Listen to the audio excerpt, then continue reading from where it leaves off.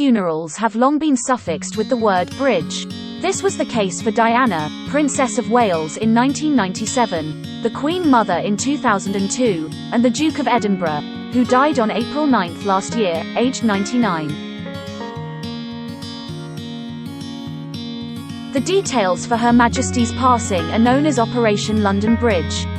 Security services and senior officials have known the plans, which have been regularly updated, for years. The Queen would have had a hand in its planning and preparations, but the final say on aspects of the funeral will be made by King Charles III, her son. A state funeral is expected to be held on Monday, September 19, and will be the biggest since Sir Winston Churchill's in January 1965.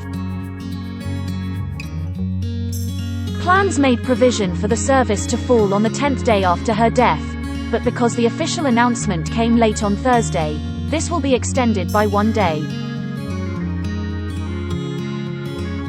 It will be held at Westminster Abbey, which can hold a congregation of 2,000.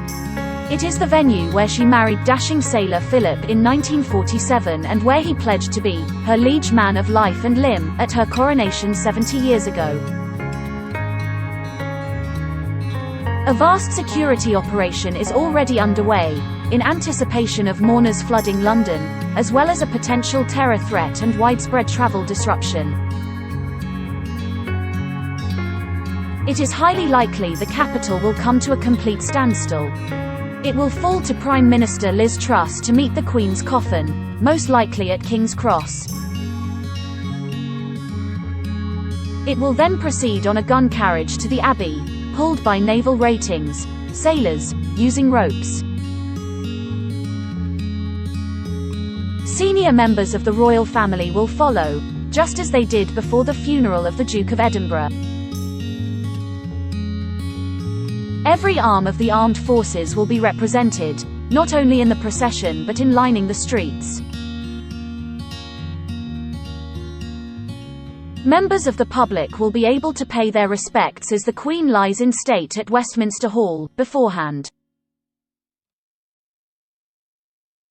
The service will be conducted by the Dean of Westminster, who officiated at Prince Philip's dedication service, and it will be attended by hundreds of heads of state, political leaders, European royals and other figures. It will be televised to a global audience of hundreds of millions and a national 2-minute silence will be observed. The Queen's coffin will then be taken to St. George's Chapel at Windsor Castle for a televised committal service. Her final resting place will be the King George VI Memorial Chapel where her mother and father are buried, along with the ashes of Princess Margaret. Philip's coffin will move from the royal vault to this chapel to join her.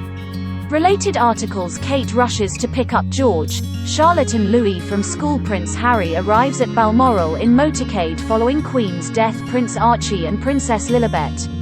Sussex kids could have new styles. Queen death.